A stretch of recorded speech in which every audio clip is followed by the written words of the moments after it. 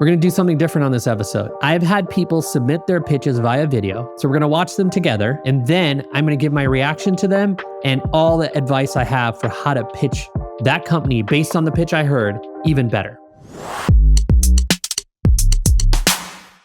All right. So now we're going to hear Jacob's pitch. I'm Jacob, and I'm building Superpower.com. We're making it easy to live longer and be the healthiest version of yourself. So what that really means is we're building like the doctor's clinic of the future. So it's all the things that you wish your doctor did from kind of the cutting edge and the frontier of medicine that they're not really that knowledgeable about or equipped to be able to do. We basically went out and teamed up with a dozen of the best high-end concierge, longevity, and integrative holistic health doctors from around the world who work with sort of the top 0.1% and charge 50 to a few hundred K for their clinic programs. And we rebuilt everything that they've done as a tech platform so that we can get the cost down to, basically $500 a year that anyone can afford and democratize access to this level of care. Before this, I started a $500 million Series B software company and a startup incubator program. And I have a great team around me to do this for the next 30 years. So in terms of feedback on the pitch, I think there's a lot of stuff that Jacob saved for the end, such as how much he's done before and like his background. And then he kind of hinted at his team. And then he said something about doing this for the next 30 years. So the way I'd pitch this idea is like this. There's a big movement happening right now that goes beyond traditional healthcare. And that movement is all about longevity and people using things outside of the healthcare system to help themselves get healthier, live a longer life, and be happier and have more energy. And so what we're building is a company around that idea. Then I would go into what the actual product was, which he didn't go into, so I don't really know how to pitch the rest of it. But I think there's a massive pitch here that's really focused on that tailwind. And then once I say that, I would give the proof of why the team that I have, that I built, is the right team. And I'm sure he's got a lot of color on that, especially if he says we're set up to do this for the next 30 years. I want to know what that means. And I don't really know what that means yet. So there's other parts of the pitch I would refine, but I would really start real fast and hot and really focus on the tailwind so you can hook people, get them curious, and then kind of lead to the rest of the pitch. But here's the thing. I still don't know what the product is. And I really wish the pitch had that to help me understand, what are you actually building? Are you building a hardware company? Are you building a software company? Are you building some AI assistant coach thing? What is it? Because it could be any of them or it could be all of them. That's what was missing from the pitch. And that's what I wish I understood, because then I could give a better idea of how I would pitch it. Up next, we're going to hear Luke's pitch. I'm Luke. I'm a co-founder of the business called The Rave. We're a rewards platform that helps businesses capture and foster word-of-mouth growth in e-commerce. We help people like Ben. Ben's the CEO of MindHoney, a 7-figure e-commerce brand. He wants to grow without growing his headcount, but he's getting killed by the constant increasing cost of Facebook and Google advertising. So what we let Ben do is get his existing customers to share with their friends, family, and followers better than any existing referral program, because we give actual cash rewards via Venmo and actual free items as rewards as a part of the referral campaign. On top of that, we let him set up automated affiliate campaigns where he can manage more than 1,000 different affiliates without having to lift a finger in a fully automated manner. Typically, that would require a small team or a huge amount of cost in building these affiliate platforms. We've been growing consistently 20% month on month since we've launched 8 months ago. And the way we get big is by breaking out of the Shopify ecosystem into a bunch of other verticals like ticketing, insurance, anything that you could refer a friend, friend or family member to. And then also turning from an integrated solution into a destination where customers can come together to shop with their friends and support their favorite brands, as well as discovering new products through their favorite influencers and micro-influencers. This is a pitch that I've heard over the years over and over again. That's why I'm in, because I know the investors that might find this interesting. But the key thing that Luke said was that it's going to go beyond e-commerce. And I think that's really important for a pitch like this, because we've heard these rewards programs and platforms to do them, and they generally see the kind of growth he's seeing. I mean, 20% growth, month over month growth for 8 months is not shabby. He should be able to raise money.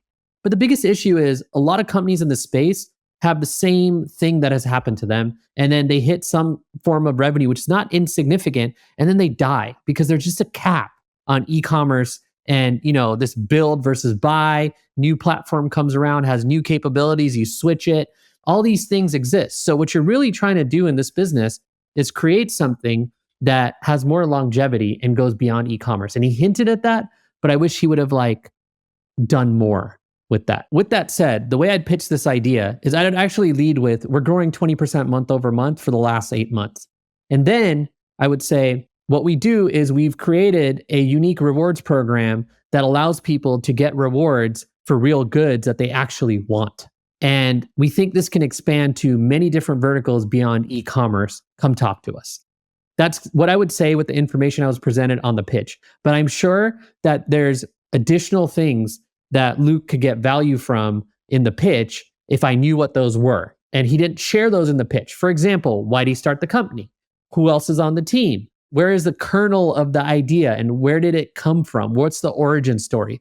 Those kind of things are really important because what I'm looking for in the pitch is where do you start and how do you evolve the pitch? In his case, if you lead with the thing he has that's most impactful, which is that 20% month over month growth for 8 months, that's a good hook to get people listening to the rest of it. And quite frankly, a lot of the other parts of this pitch are pretty like standard for this type of company. So it's really the growth rate I would lean on because I assume it's a pretty early stage round and that's what people can get excited about. All right, up next, we're going to hear Valentin's pitch. So Hiten, you're a serial entrepreneur, right? So I'm sure you've been dealing with equity compensation and know a thing or two about it. And I hope you'll agree with me that it's one of the most powerful tools to attract and retain top talent in a startup, right?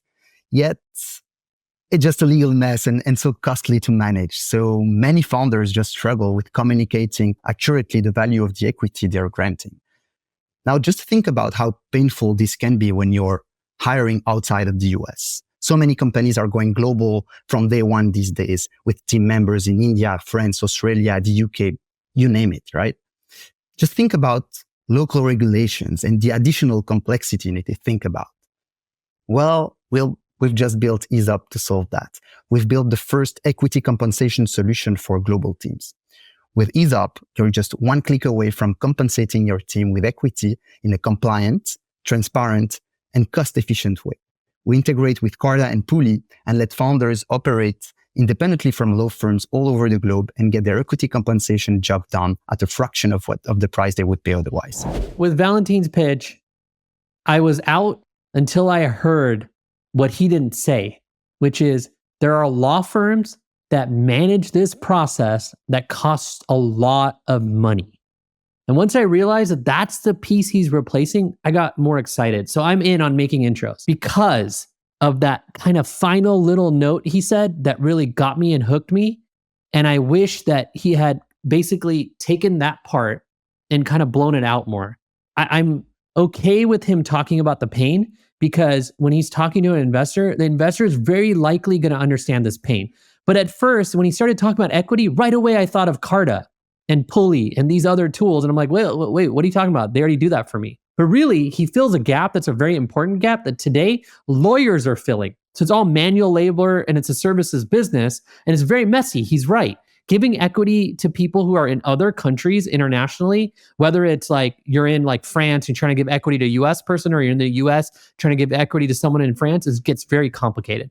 So these types of things are one of those kind of startups where it's like, you got to go after the nuance because everybody knows Carta, everybody knows Pulley most likely or Carta alternatives. So it's like, what are you doing? So this is kind of how I'd pitch it. I'd talk about the gap in the market when it comes to this is the only way to get compliant equity given out internationally, which is through a law firm and working with lawyers and getting charged a lot of money. So basically he can say we built an alternative to that and we partnered or integrated, whatever it is that makes sense, with Carta and Pulley, because then you've kind of taken care of the objections.